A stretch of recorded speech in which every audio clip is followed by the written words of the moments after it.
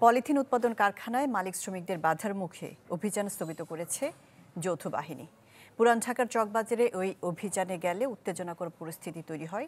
পরে একটি কারখানা সিলগালা করে ফিরতে হয় অভিযানকারীদের। তবে পরিবেশ অধিদপ্তরের উপসচিব অভিযান স্থগিতের দায় চাপিয়েছেন সংবাদকর্মীদের উপর। তীব্র বাদানুবাদ যৌথ বাহিনীর সদস্যদের সাথে। রাজধানীর চকবাজারে পলিথিন উৎপাদন কারখানা বন্ধে অভিযানে গেলে কারখানা মালিক ও কর্মীদের বাধার মুখে পড়েন অভিযানকারীরা। লেবুর সুঘ্রাণ আরো বেশি, ত্বকের যত্ন আরো বেশি, চলে আরো বেশি। আপনার পকেটে কি বিদেশি না বাংলাদেশি?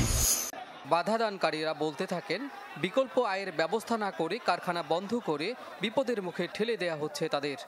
আমরা কোথায় যাব? আমাদের একটা চাকরির ব্যবস্থা করে দেন। বিকল্প চাকরি সারা বন্ধ করা চলবে না। সরকার এটা বিকল্প, এই যে কর্মচারী আছে, লক্ষ লক্ষ কর্মচারী আছে, সেইটা রইলে আপনারা হইলে আগে কর্মস্থান দিতে হবে, তারপর আপনারা পলিথিন বন্ধ করতে হবে। উত্তেজনাকর পরিস্থিতির এক পর্যায়ে সেখানে অভিযান স্থগিত করতে হয় যৌথ বাহিনীকে, কিন্তু অভিযান স্থগিত করার দায় চাপানো হয় সাংবাদিকদের উপর। পরিবেশ মন্ত্রণালয়ের উপসচিব এই অভিযোগ তোলেন। আমরা 1 নভেম্বর থেকে, এটা আগে থেকে ঘোষণা যে 1 নভেম্বর থেকে এটা করা যাবে না, তো আমরা আজকে করেছি। ঠিক আছে, আজকে তো লং টাইম করতে চেয়েছিলেন, তাহলে কি জনগণের তোপের মুখে আজকে ক্যান্সেল করলেন? আপনাকে তাই মনে হচ্ছে? এর আগে কামালবাগ এলাকায় একটি তালাবদ্ধ কারখানায় অভিযানে পলিথিন ও তা উৎপাদনের কাঁচামাল পায় তারা। সেসব জব্দের পর সিলগালা করা হয় কারখানাটি।